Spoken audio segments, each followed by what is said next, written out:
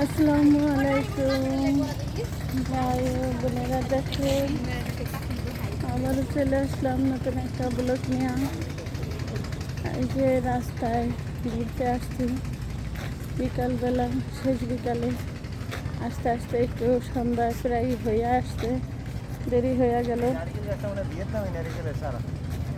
ভাবছিলাম অনেক কিছু।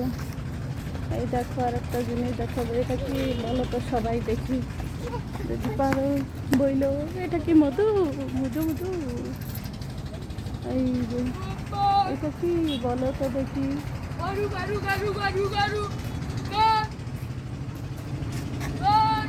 নাম না জানা অনেক ফল আছে, হয়তো আমরা বলতেও পারি না।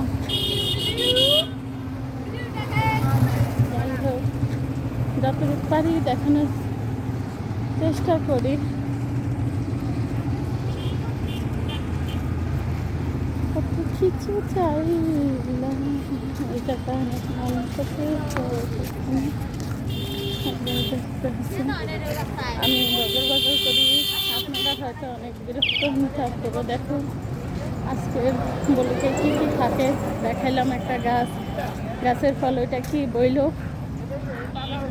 এখন হাঁটতে আসি, সামনে যত দূর যায় চোখ যায়, তার মানে চোখ যতটুক যায় ততটুকুই দেখা যায় রাস্তা আর মানুষ আর নদী আছে পাশে। দেখো এই যে গাড়ি, এই গাড়ি চলে গেছে, দেখাইতে পারিনি।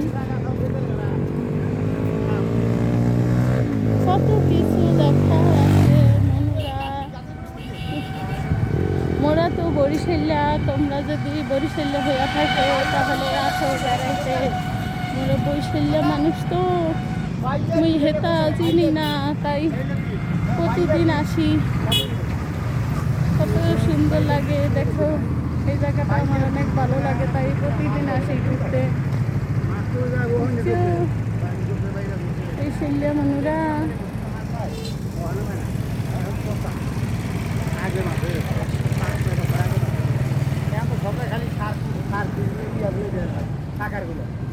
রাস্তার দুই সারিতে মানুষ আর গাছপালা, আর কত সুন্দর একটা পরিবেশ, যা মনোমুগ্ধ করে রাখে মানুষকে।